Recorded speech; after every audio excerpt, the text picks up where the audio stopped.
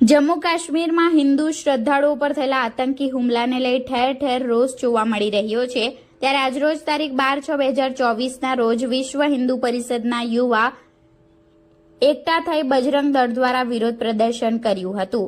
વૈષ્ણોદેવી જતી બસ પર આતંકી હુમલો કર્યો હતો, જેના વિરોધમાં પ્રદર્શન બજરંગ દળ હિંમતનગર દ્વારા પૂતળા દહન કરવામાં આવ્યું છે।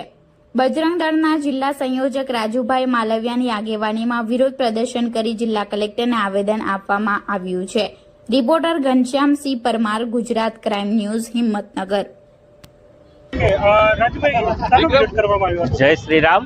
આપણે વિશ્વ હિન્દુ પરિષદનો આખા ભારતમાં જમ્મુ કાશ્મીરમાં આવેલું રિયાસી જગ્યા ઉપર વિશ્વ હિન્દુ વૈષ્ણોદેવીની યાત્રાઓ જે ચાલુ છે એ યાત્રા ઉપર આતંકવાદી હુમલો થયો, એના વિરોધમાં આજે આખા ભારતમાં બજરંગ દળ દ્વારા જાહેર જગ્યા ઉપર વિરોધ કરવામાં આવ્યો છે।